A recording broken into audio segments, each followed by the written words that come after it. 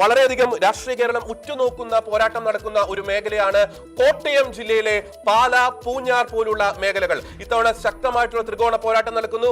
NDAക്ക് വേണ്ടിയിട്ട് ഷോൺ ജോർജ് മത്സരിക്കുന്നു. LDFന് വേണ്ടിയിട്ട് ജോസ് കെ മാണിയുടെ ഭാവി അല്ലെങ്കിൽ കേരള കോൺഗ്രസ് എമ്മിന്റെ ഭാവി നിർണ്ണയിക്കുന്ന ഒരു ക്ലാസിക് പോരാട്ടം തന്നെ പാലയിൽ നടക്കുന്നു.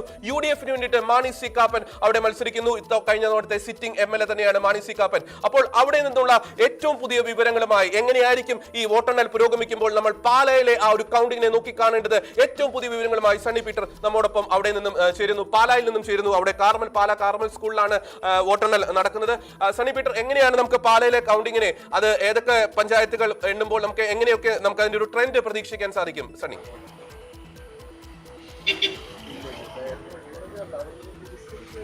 തീർച്ചയായിട്ടും ജോർജ്, നമ്മളിപ്പോൾ നിൽക്കുന്നത് പാല കാർമൽ സ്കൂളിന് മുന്നിലാണ്.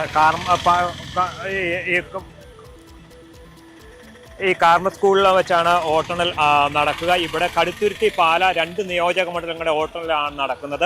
തീർച്ചയായിട്ടും ഇവിടെ വലിയൊരു ആവേശമാണ് കാണാൻ കഴിയുക. കാരണം നമുക്കറിയാം, ഇപ്പോൾ ദൃശ്യങ്ങൾ കാണാവുന്ന രീതിയിൽ തന്നെ ഈ പ്രവർത്തകരൊക്കെ തന്നെ ഇവിടെ വളരെ സജീവമായി സ്കൂളിൻ്റെ മുന്നിൽ എത്തിയിട്ടുണ്ട്. അതോടൊപ്പം തന്നെ കനത്ത സുരക്ഷാ ക്രമീകരണങ്ങൾ ഏർപ്പെടുത്തിയിട്ടുണ്ട്. നമ്മളെ സംബന്ധിച്ചിടത്തോളം പാല എന്ന് പറയുന്നത് വലിയൊരു ത്രികോണ മത്സരത്തിന്, കേരളത്തിൽ തന്നെ ശ്രദ്ധേയമായ ഒരു ത്രികോണ മത്സരത്തിന് സാക്ഷ്യം വഹിച്ച ഒരു മണ്ഡലം കൂടിയാണ്. ജോർജ് സൂചിപ്പിച്ചതുപോലെ തന്നെ കേരള കോൺഗ്രസ് മാണി ഗ്രൂപ്പിനെ സംബന്ധിച്ചിടത്തോളം അതീവ നിർണായകമായ ഒരു ഫലം കൂടിയായിരിക്കും പാലയിൽ ഉണ്ടാകാൻ പോകുന്നത്. കാരണം പാല എന്ന് പറയുന്നത് കേരള കോൺഗ്രസിൻ്റെ ഒരു തട്ടകമാണ്. KM മാണി 52 വർഷക്കാലം പാലാ മണ്ഡലത്തെ പ്രതിനിധീകരിച്ച ഒരു മണ്ഡലമാണ് പാല എന്ന് പറയുന്നത്. എന്നാൽ കഴിഞ്ഞ തവണ Mani C Kappan Jose K Mani, KM മാണിയുടെ മകൻ ജോസ് കെ മാണിയെ പരാജയപ്പെടുത്തിക്കൊണ്ട് ഏകദേശം 15,000-ൽ പരം വോട്ടുകൾക്കാണ് ജോസ് കെ മാണി പരാജയപ്പെടുന്നത്. അങ്ങനെ പരാജയപ്പെടുത്തിയ മണ്ഡലത്തിൽ വീണ്ടും ജോസ് കെ മാണി, മാണി സി കാപ്പനും തമ്മിലുള്ള ഒരു ക്ലാസിക് പോരാട്ടമാണ് നടക്കുന്നത്. അതിനോടൊപ്പം തന്നെ PC ജോർജിൻ്റെ മകൻ കൂടിയായ ഷോൺ ജോർജും കൂടി BJPക്ക് വേണ്ടി അഥവാ NDAക്ക് വേണ്ടി കളത്തിലിറങ്ങിയതോടെയാണ് സംസ്ഥാനം മുഴുവൻ ഉറ്റുനോക്കുന്ന വലിയ ഒരു ആവേശപൂർവമായ ഒരു മത്സരത്തിന് സാക്ഷ്യം വഹിച്ചുകൊണ്ടിരിക്കുന്നത്. അതിൻ്റെ ഫലം അറിയാൻ ഇനി അല്പസമയം കൂടി നമുക്ക് കാത്തിരുന്നാൽ മതിയാകും. 8 മണിക്കാണ് ഇവിടെ ഈ വോട്ടെണ്ണൽ ആരംഭിക്കുക. ഇപ്പോൾ തന്നെ വോട്ടെണ്ണലിനുള്ള ക്രമീകരണങ്ങൾ നടന്നുകൊണ്ടിരിക്കുന്നു. ഒരുപക്ഷെ ജോസ് കെ മാണിയുടെയും അതോടൊപ്പം തന്നെ കേരള കോൺഗ്രസ് മാണി ഗ്രൂപ്പിൻ്റെ ഭാവി കൂടി നിർണ്ണയിക്കുന്ന ഒരു തെരഞ്ഞെടുപ്പ് കൂടിയായിരിക്കും ഇത്. കാരണം നമുക്കറിയാം, തെരഞ്ഞെടുപ്പിന് തൊട്ട് മുമ്പ് കേരള കോൺഗ്രസ് മാണി ഗ്രൂപ്പിനകത്ത് ഒരു ചാഞ്ചാട്ടമുണ്ടായി. UDFിലേക്ക് മാറണോ അതോ LDFിൽ തന്നെ ഉറച്ചു നിൽക്കണോ എന്നുള്ളത്. അങ്ങനെ അവസാനം മന്ത്രി റോഷി അഗസ്റ്റിൻ്റെ ഒരു ശക്തമായ നിലപാടിനെ തുടർന്നാണ് ജോസ് കെ മാണി LDFിൽ തന്നെ തുടരാൻ തീരുമാനിച്ചത്. തന്നെയുമല്ല, ജോസ് കെ മാണിക്ക് പാലായിൽ മത്സരിക്കുന്നതിനോട് ഒരു സന്ദേഹം കൂടി ഉണ്ടായിരുന്നു. മത്സരിക്കണമോ വേണ്ടയോ എന്ന കാര്യത്തിൽ ഒരു ആശയക്കുഴപ്പമുണ്ടായിരുന്നു. പക്ഷേ അതിനും മന്ത്രി റോഷി അഗസ്റ്റിൻ ഇലക്ഷന് തൊട്ടു മുമ്പ് ജോസ് കെ മാണി പാലായിൽ മത്സരിക്കും എന്ന ഒരു പ്രഖ്യാപനം തന്നെ നടത്തുകയുണ്ടായി. അത് കേരള കോൺഗ്രസ് മാണി ഗ്രൂപ്പിനകത്തും വലിയ ഒരു ആശയക്കുഴപ്പങ്ങൾക്കൊക്കെ ഇടയാക്കിയിരുന്നു. പക്ഷേ അതെല്ലാം വളരെ കൗശലപൂർവ്വം ജോസ് കെ മാണി അതിനെ അതിജീവിക്കുകയുണ്ടായി. പക്ഷേ എന്തായാലും മന്ത്രി റോഷി അഗസ്റ്റിൻ്റെ ആ പ്രഖ്യാപനമൊക്കെ കണക്കിലെടുത്തുകൊണ്ട് ജോസ് കെ മാണി ധൈര്യപൂർവ്വമാണ് ഈ തവണ പാലായിൽ മത്സരിക്കാൻ രംഗത്തിറങ്ങിയായിരുന്നു. തന്നെയുമല്ല, ജോസ് കെ മാണി മത്സരിക്കാതെ പിന്മാറുന്നൊരു സാഹചര്യം ഉണ്ടായാൽ ഒളിച്ചോട്ടം എന്നൊക്കെ ഒരാക്ഷേപവും കേൾക്കുമായിരുന്നു. പക്ഷേ അതിനെല്ലാം മറികടന്നുകൊണ്ട് പാലായിലെ ജനങ്ങളെ വിശ്വാസത്തിലെടുത്തുകൊണ്ടാണ് ജോസ് കെ മാണി ഈ തവണ ഒരു തെരഞ്ഞെടുപ്പിനെ പാലായിൽ അഭിമുഖീകരിക്കുന്നത്. അതുകൊണ്ട് തന്നെ വലിയൊരു ആത്മവിശ്വാസമാണ് ജോസ് കെ മാണിക്ക് ഉള്ളത്. അതോടൊപ്പം തന്നെ മാണി സി കാപ്പനാകട്ടെ ഈ മണ്ഡലം നിലനിർത്താൻ കഴിയുമെന്നൊരു ആത്മവിശ്വാസമുണ്ട്. ഷോൺ ജോർജ് ആകട്ടെ കഴിഞ്ഞ തവണത്തേക്കാൾ വലിയ ഒരു പ്രതീക്ഷയാണ് പുലർത്തുന്നത്. കാരണം നേരത്തെ പൂഞ്ഞാർ മണ്ഡലത്തിൻ്റെ ഏകദേശം 5ഓളം പഞ്ചായത്തുകളാണ് പാലാ മണ്ഡലത്തിലുള്ളത്. അതുകൊണ്ട് തന്നെ പാലായിൽ വിജയിക്കാൻ കഴിയുമെന്ന ഷോൺ ജോർജ് ഇപ്പോഴും ആത്മവിശ്വാസം പ്രകടിപ്പിക്കുന്നുണ്ട്. ആദ്യം എണ്ണുന്ന പാലാ മണ്ഡലത്തിൻ്റെ രാമപുരം പഞ്ചായത്ത് തൊട്ടാണ് ആദ്യം എണ്ണുന്നത്. രാമപുരം പഞ്ചായത്ത് എന്ന് പറയുന്നത് UDFന് അല്പം മേൽക്കൈയുള്ള ഒരു മണ്ഡലം കൂടിയാണ്. പക്ഷേ രാമപുരം എണ്ണുമ്പോൾ തന്നെ ഏകദേശം ഒരു വ്യക്തമായ ഒരു ചിത്രം ലഭ്യമാകും ആർക്കായിരിക്കും ഇവിടെ ഒരു മുൻതൂക്കം ലഭിക്കാൻ പോകുന്നത് എന്ന്. ഏതായാലും ഒരു കേരള രാഷ്ട്രീയം ഉറ്റുനോക്കുന്ന വലിയൊരു ആവേശപൂർവമായ മത്സരത്തിനാണ് പാല സാക്ഷ്യം വഹിച്ചിട്ടുള്ളത്. ഈ ഷോൺ ജോർജിനെ സംബന്ധിച്ചിടത്തോളം കഴിഞ്ഞ തവണ ഇവിടെ BJPക്ക് വേണ്ടി ജെ പ്രമീള ദേവി എന്ന് പറയുന്ന ഒരു സ്ഥാനാർത്ഥിയാണ് മത്സരിച്ചത്. അന്ന് 10,000-ൽ പരം വോട്ടുകൾ മാത്രമാണ് നേടാൻ കഴിഞ്ഞത്. അപ്പോൾ അതുകൊണ്ട് ശക്തമായ ഒരു ത്രികോണ മത്സരം നടക്കുന്നത് കൊണ്ട് തന്നെ ഒരു 40,000-45,000 വോട്ടിനോട് അടുത്തെങ്കിലും പിടിച്ചാൽ മാത്രമായിരിക്കും ഒരു വിജയപ്രതീക്ഷയിലേക്ക് എത്താൻ കഴിയുക. അത്രത്തോളം എത്താൻ കഴിയുമോ എന്നതൊക്കെ കാത്തിരുന്ന് കാണേണ്ട കാര്യമാണ്. ഷോൺ ജോർജിനെ സംബന്ധിച്ചിടത്തോളം നമുക്കറിയാം, തെരഞ്ഞെടുപ്പിന് തൊട്ടു മുമ്പ് ഉയർന്ന FCRA ആ വിവാദം ദോഷകരമായി മാറിയിട്ടുണ്ടോ എന്നൊരു ആശങ്ക കൂടി ഷോൺ ജോർജിനുണ്ട്.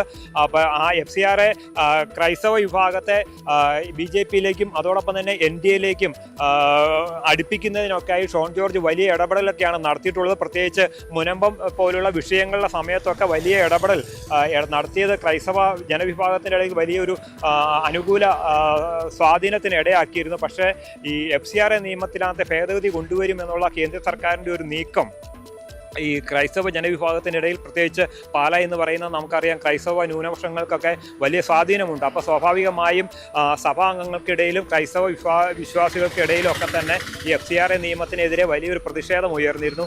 അത് ദോഷകരമാകുമോ എന്നതൊക്കെ ഈ തെരഞ്ഞെടുപ്പിൽ അതിൻ്റെ ഫലം വരുമ്പോഴാണ് നമുക്ക് മനസ്സിലാക്കാൻ കഴിയുക.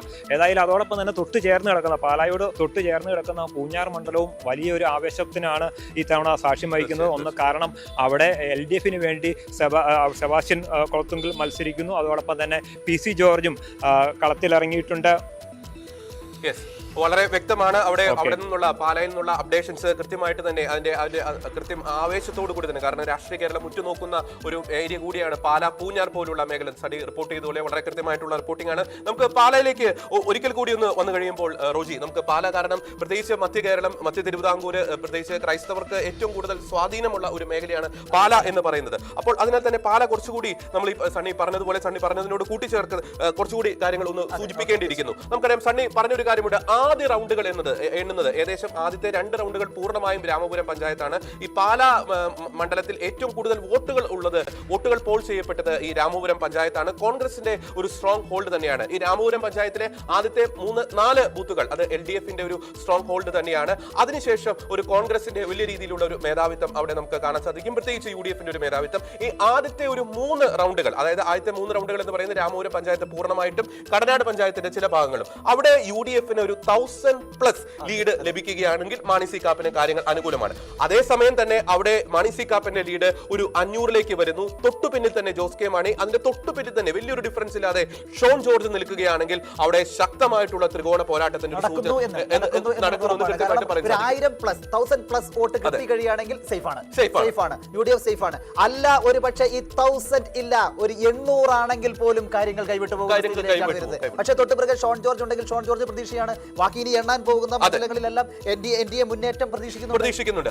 കാരണം പഴയ പൂഞ്ഞാർ മണ്ഡലത്തിലെ ചില പഞ്ചായത്തുകൾ, അതായത് മേലുകാവ്, മൂന്നലിവ്, തലനാട്, തലപ്പലം പോലുള്ള പഞ്ചായത്തുകൾ, അവിടെ അസാമാന്യമായിട്ടുള്ള ഒരു ഭൂരിപക്ഷം ഷോൺ ജോർജിന് കാഴ്ചവെക്കാൻ സാധിക്കുകയാണെങ്കിൽ, കാരണം പിന്നീട് വരുന്നത് LDF-ന് അനുകൂലമായിട്ടുള്ള കരൂര്, മുത്തോലി, ഒപ്പം തന്നെ മീനച്ചില്, കൊഴുവനാൽ പോലുള്ള മേഖലകളാണ്. അവിടെ LDF-ന്റെ ശക്തമായിട്ടുള്ള സ്വാധീന മേഖലയാണ്, പ്രത്യേകിച്ച് ജോസ് കെ മാണിയുടെ തട്ടകമാണ്. അപ്പോൾ അവിടെ ജോസ് കെ മാണിക്ക് ലഭിക്കുന്ന ഭൂരിപക്ഷം, അപ്പോൾ ആദ്യഘട്ടത്തിൽ UDF-ന് ഭൂരിപക്ഷം ലഭിക്കുന്നു. ഈ പറയുന്ന പൂഞ്ഞാർ പഴയ മണ്ഡലത്തിന്റെ സ്വാധീന മേഖലയായിട്ടുള്ള പഞ്ചായത്തുകളിലേക്ക് വരുമ്പോൾ ഷോൺ ജോർജ് വലിയ രീതിയിലുള്ള മുന്നേറ്റം കാഴ്ചവെക്കുന്നു.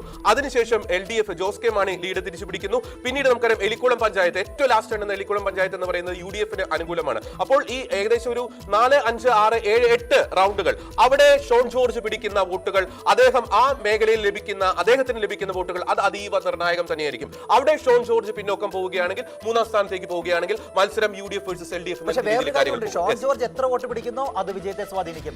ആര് വിജയിക്കണം എന്നുള്ളത് പാലയിൽ തീരുമാനിക്കുന്നത് ഷോൺ ജോർജ് തന്നെയായിരിക്കും. പ്രധാനപ്പെട്ട കാരണം എന്ന് പറഞ്ഞാൽ 2021 1,35,431 വോട്ടുകളാണ് അവിടെ പോൾ ചെയ്തത്. 2026 അതായത് ഈ പ്രാവശ്യം പോൾ ചെയ്ത വോട്ട് എന്ന് പറയുന്നത് 1,32,561 വോട്ടുകളാണ്. വോട്ടുകൾ കുറഞ്ഞു. പക്ഷേ പെർസെന്റേജ് കൂടി. അത് 2020 74.82% എന്നാൽ 2026 75.07% ഉയർന്നു. അത് പോളിംഗ് പെർസെന്റേജ് കൂടി, വോട്ടുകൾ കുറഞ്ഞു. അപ്പോൾ ഈ കുറഞ്ഞ വോട്ടുകൾ, അതായത് ആർക്കാണ് തുടങ്ങുന്നത്, എവിടേക്കാണ് ജോയിൻ ചെയ്തിരിക്കുന്നത്, നമ്മൾ ശ്രദ്ധിക്കേണ്ടത്. കാരണം പാലാ മുനിസിപ്പാലിറ്റി നമുക്കറിയാം, പ്രേക്ഷകർക്ക് വളരെ പെട്ടെന്ന് മനസ്സിലാക്കിയ, പ്രത്യേകിച്ച് പാല എല്ലാവരും ശ്രദ്ധിക്കുന്ന മണ്ഡലമായതുകൊണ്ട് തന്നെയാണ് ആദ്യം എന്നത് രാമപുരം പഞ്ചായത്ത്, പിന്നീട് കടനാട്, മേലുകാവ്, മൂന്നലിവ്, തലനാട്, തലപ്പലം, ഭരണങ്ങാനം, കരൂര്, ഒപ്പം മുത്തോലി, പാല മുനിസിപ്പാലിറ്റി, മീനച്ചില്, കൊഴുവനാല്, എലിക്കുളം. ഈ രീതിയിലാണ് കൗണ്ടിങ്ങിന്റെ ആ ഒരു പ്രോഗ്രസ് മുന്നോട്ട് പോകുന്നത്. അപ്പോൾ അതിനാൽ തന്നെ ഈ പറയുന്ന ഒപ്പത്തിനൊപ്പം നിൽക്കുന്ന ഇരു മുന്നണികളും ഒപ്പത്തിനൊപ്പം നിൽക്കുന്ന മേഖലയിൽ NDA പിടിക്കാൻ പിടിക്കുന്ന വോട്ട്, ഷോൺ ജോർജ് പിടിക്കുന്ന വോട്ട്, അത് അതീവ നിർണായകം തന്നെയായിരിക്കും. ഓർക്കുക 2016 അവിടെ NDA ഏറ്റവും കൂടുതൽ ഒരു പെർഫോമൻസ് കാഴ്ചവെച്ചത്. എനിക്ക് തോന്നുന്നു ഏകദേശം 24,000 വോട്ടുകൾ. 24,000 വോട്ടുകൾ കിട്ടി. അതെ 2016 അവിടെ മത്സരിച്ചപ്പോൾ 24,000 വോട്ടുകൾ അവിടെ ലഭിച്ചിരുന്നു. കഴിഞ്ഞ തവണ 10,000 വോട്ട് മാത്രമാണ് NDAക്ക് ലഭിച്ചത്. ഷോൺ ജോർജിന്റെ വ്യക്തിഗതമായിട്ടുള്ള വോട്ടുകൾ, BJPയുടെ കോർ വോട്ടുകൾ, അത് ഒരുപക്ഷെ പാലായിൽ അതീവ നിർണായകമാകാനുള്ള എല്ലാ സാധ്യതയും അവിടെ നിലനിൽക്കുന്നു. അപ്പോൾ രാഷ്ട്രീയ കേരളം ആകാംക്ഷയോടെ ഉറ്റുനോക്കുന്ന തെരഞ്ഞെടുപ്പ് ഫലപ്രഖ്യാപനം അറിയാൻ ഇനി വെറും, എനിക്ക് തോന്നുന്നു എത്രയാ, 33 മിനിറ്റുകൾ